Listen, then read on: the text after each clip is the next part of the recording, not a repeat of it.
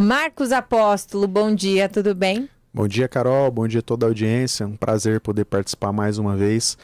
E hoje a gente tem coisa importante para falar. Exatamente. Hoje vamos falar da declaração do imposto sobre a propriedade territorial rural. Antes de qualquer coisa, o que é isso? Bom, a DITR, para quem tem propriedade rural, né? Na verdade, não só quem tem propriedade, depois a gente vai falar um pouco sobre quem está obrigado a declarar, mas para quem está ali no meio rural já deve estar já de certa forma habituado, porque é uma obrigação que tem todos os anos, né, Carol? É uma obrigação que tem que ser entregue para o governo, uma obrigação federal, em que tem que ser prestadas ali uma série de informações sobre aquelas propriedades fora da zona urbana, né, as propriedades rurais. Então, resumidamente, é um documento que os proprietários, os possuidores ou usufrutuários de imóveis rurais mandam para a Receita Federal todos os anos. O prazo de entrega ele pode alterar um pouquinho, né, dependendo do ano, mas ali tem que ser preenchida uma série de informações, como, por exemplo, a área total, a área explorada, o valor da terra nua, que é a VTN, benfeitorias, e aí tem a apuração ali do ITR, né, que é o Imposto Territorial Rural. Certo. Bom, e quem que está obrigado a declarar? Bom, isso daí costuma ser sempre as mesmas pessoas, né, os mesmos contribuintes, mas só para a gente pegar também e reforçar, é importante para a audiência entender, quem está obrigado a declarar basicamente seriam ali as pessoas físicas e jurídicas, né? Então, tanto seja o CPF ou o CNPJ, que no dia 1º de janeiro de 2025 tenham sido, né, proprietários, titulares do domínio útil, possuidoras de imóvel rural, incluindo também aqui, a gente também sempre inclui também o usufrutuário, né? Então, a gente tem também os condôminos, então quem tem ali um pedaço de uma área, né, que talvez que não seja ali o proprietário integral daquela área rural, mas que seja um condômino também, está obrigado a prestar essa informação. Quem perdeu a posse ou a propriedade do imóvel em 2024, então talvez, não sei, uma desapropriação pelo poder público ou qualquer coisa nesse sentido, também está obrigado a fazer. E a gente tem ali, na verdade não são todos essas pessoas, né? A gente tem também ali as hipóteses de isenção, que são poucas hipóteses nesse caso, mas resumidamente, são os proprietários das pequenas glebas rurais, que exploram diretamente e que não tenham outras propriedades rurais ou urbanas, né? Então, é um pedaço bem pequeno ali dos contribuintes, né? Que está dentro da isenção. E também, no caso, os imóveis de instituições sem fins lucrativos. Então, por exemplo, educação, assistência social, que são usados ali para sua atividade fim. Certo. E tem prazo isso? Opa, com certeza. Tem prazo, tem multa, tem tudo que a Receita gosta. Por isso que é bom a gente sempre se atentar, né? Exatamente. O prazo, então, ele costuma alterar de ano para ano, né? Mas para agora, para a declaração de 2025, a gente tem que o prazo ele iniciou no dia 11 de agosto, então já está vigente, já tem bastante contribuinte que entregou, né? Acredito que a maioria deixa um pouco mais por final ainda, né? A brasileira acaba deixando um pouquinho para a última hora, mas ele começou no dia 11 de agosto e vai até o dia 30 de setembro, mais especificadamente ali até as 23 horas 59 minutos e 59 segundos. Obviamente a gente sempre orienta de que não seja deixado para a última hora, porque a gente sabe que pode ocorrer algum tipo de intercorrência, seja numa infraestrutura do contribuinte, seja uma infraestrutura do governo, ou seja qualquer outro motivo ali, às vezes que ele não tenha as informações necessárias, mas esse é o prazo final. Certo. E você disse que tem multa para quem não pagar dentro desse prazo, né, Marcos? Por isso que é importante não deixar para a última hora, como você disse, das intercorrências que a gente sabe que pode acontecer. E essas multas são recheadas? Perfeitamente. Tem multa, então assim como qualquer obrigação acessória, qualquer obrigação do governo, tem ali o prazo, tem as condições ali, tem o imposto a ser pago, né? Acho que a gente pode até falar um pouquinho, Carol, antes do imposto a ser pago, para depois a gente chegar na multa. Mas o que a gente tem hoje? Com essas informações que o contribuinte presta, aí o próprio programa ele faz a apuração do imposto que é devido, né? Do imposto que tem que ser pago. Então, o que leva em consideração? Uma série de coisas. A questão da terra nua, das benfeitorias, se tem uma parte improdutiva, se não tem, e aí com base nisso o governo determina ali quanto de imposto, quanto de TR que tem que ser pago, né? O valor mínimo do imposto é R$10, mesmo que o cálculo ali resulte em menos, mas o mínimo que tem que ser pago ali é o DARF de R$10, né? A alíquota varia de 0,03% até 20% do valor da terra nua total. dependendo da área e da forma do uso do imóvel, né? Certo. Então pode ser um imposto maior, pode ser um imposto menor, cada propriedade vai ter ali a sua apuração.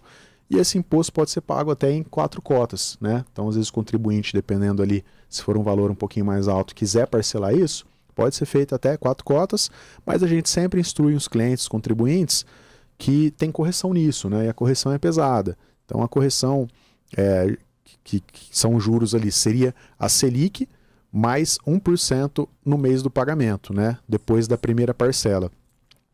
Então, a gente às vezes acaba vendo alguns contribuintes, alguns clientes, querendo parcelar, né? Sendo que às vezes a pessoa tem esse recurso. É a mesma coisa que a gente fala no imposto de renda da pessoa física, né? Olha, se você tem esse recurso, às vezes esse recurso está investido, você está rentabilizando um valor menor do que você vai pagar para o governo. Uhum. Não faz sentido, né? Então paga à vista, dependendo ali da disponibilidade, dependendo ali do contribuinte. Cada caso é um caso, né? Bom, e para aquele agora, retomando a pergunta, para aquele que não fizer dentro do prazo, que não fizer ali nas condições previstas, aí tem a multa. A multa no atraso da entrega, né? Então se for entregue ali depois do dia 30 de setembro, é de 1% ao mês sobre o imposto devido, certo. no mínimo de R$50. Né? Então, pode ser uma multa pequena? Pode ser uma multa pequena, pode ser talvez até irrisória, né? Mas dependendo ali, pode ser uma multa bem pesada mesmo, Uhum. né? E além da multa também, tem também ali eventuais bloqueios. Então, a partir do momento que você está irregular como obrigação acessória, aquele cadastro ali, ele fica com restrição, né? E isso daí pode trazer alguns dissabores aí para o contribuinte. Então, a gente já viu casos já da pessoa pegar, querer fazer a venda da propriedade, e aí não sai as certidões, está com irregularidades, e aí não consegue seguir ali com a transação. Uhum. Então, assim, tem a penalidade monetária, pode ser leve, pode ser mais pesada, e tem também o dissabor aí da burocracia aí que pode atrapalhar de alguma forma também. Com certeza. Bom, e como declarar? Bom, como declarar? Hoje é possível fazer de 2 formas, né? Tem lá no portal da Receita Federal, então antigamente não era possível isso, mas hoje já é possível fazer direto lá no portal, que você pode fazer ali de forma eletrônica, então não necessariamente você precisa baixar o programinha, né? E você também precisa ter ali a questão da senha do GovBR, tem que ser o nível prata ou ouro pelo menos, né? Ou você pode fazer do jeito tradicional ali, que é o que historicamente sempre foi feito, que é o meio ali mais utilizado também. Para mim também considero que é o meio mais fácil, mais prático, que é através do PGD, que é o Programa Gerador do Documento, né? É um programinha que você baixa e aí você vai fazendo o preenchimento ali e depois você faz a transmissão para a Receita Federal. Os documentos necessários, o que precisa, né? O que o contribuinte precisa ali estar em posse para ele conseguir prestar as informações necessárias? Tem várias informações, mas a gente vai falar algumas aqui. O número do CAR, que é o Cadastro Ambiental Rural, a escritura, a última DITR, se for o caso, se já foi entregue alguma, né? Porque aí você consegue dar continuidade, só alterar os campos ali que tenham que ser repetidos, né? Que já estejam preenchidos, por exemplo. Informações do recibo do INCRA e as informações sobre a área, né? Então, total, produtiva, preservada, metragem. Uhum. Então tem uma série de coisas ali que tem que ser preenchidas e tem que ser informadas. E o que o contribuinte deve ficar atento, Marcos? Tanto das novidades que tem para esse ano, como os erros que são comuns e a gente consegue evitar. Tá. Olha, o que a gente orienta, e a gente tem visto algumas prefeituras até irem atrás disso, né, dos contribuintes, porque isso daí mexe no imposto a ser pago, né? E obviamente os órgãos ficam de olho nisso porque querem recurso desse imposto. Uhum. Tem alguns pontos aí de atenção. Então eu diria ali os principais, né? A questão do VTN, que é o valor da terra nua, sem uma base técnica aplicável. Então o que isso significa? A informação é declaratória. Então você informa, né? Você que preenche, o contribuinte ou o profissional contratado para fazer isso, ele que faz o preenchimento. Uhum. Então você pode lançar literalmente ali, você pode colocar qualquer coisa e aí não vai gerar um imposto a ser pago. Agora, por outro lado, depois o contribuinte pode ter problema e a gente tem visto um aumento disso nos últimos anos, Uhum. justamente por conta disso, porque estão de olho no imposto a ser pago. Então tem que ter uma base técnica. O que é a base técnica? Em alguns municípios tem ali já a referência, né, de quanto que vale ali a terra ali naquelas áreas, né? Ou talvez ser seguido ali, pelo menos ali pelo IA, que é o Instituto de Economia Agrícola.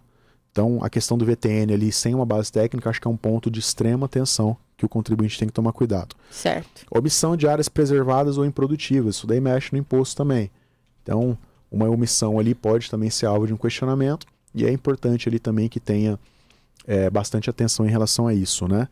E, eventualmente, algum outro dado lá que esteja desatualizado, né? Às vezes a gente vê que na vontade de simplificar, de simplesmente fazer mais fácil, mais rápido, acaba repetindo ali muitas informações, quando na verdade você tem que realmente fazer uma análise ali e ver o que mudou, o que tem que ser informado diferente, o que permanece, obviamente, você segue, né? Uhum. E o que mudou, aí tem que ser feito as devidas alterações. Ô Marcos, e tem retificação assim como a declaração do IR normal? Com certeza. Então, acho que a primeira questão aí é ser entregue dentro do prazo para evitar as penalidades cadastrais e as monetárias. Uhum. Mas, em último caso, se o contribuinte fizer a entrega ali, talvez para não perder o prazo, ou porque realmente ele fez e achou que era daquele jeito, e aí depois ele se recordar, ele vê que teve ali alguma omissão, alguma falha, ele entra com a retificação. E aí, obviamente, se tiver um imposto complementar a ser pago, aí vai ter ali as penalidades monetárias. Mas certo. As penalidades monetárias ali pela intempestividade do pagamento sempre serão menores do que aquelas lançadas de ofício, né? Então, o que é lançada de ofício? É que a própria Receita pega e fala, olha, você não pagou, você está me devendo. Então, mesmo em último caso, acho que a retificação aí ainda é uma coisa bastante interessante. Com certeza. Marcos, muito obrigada por esclarecer esse assunto. Qualquer coisa, procurem a Itamaraty, né, para tirar todas as dúvidas. Muito obrigada e até quinta que vem. Muito obrigado você, toda a audiência. Estaremos aqui na próxima quinta para falar também de mais assuntos interessantes. É isso aí. Agora, 10h52, intervalo.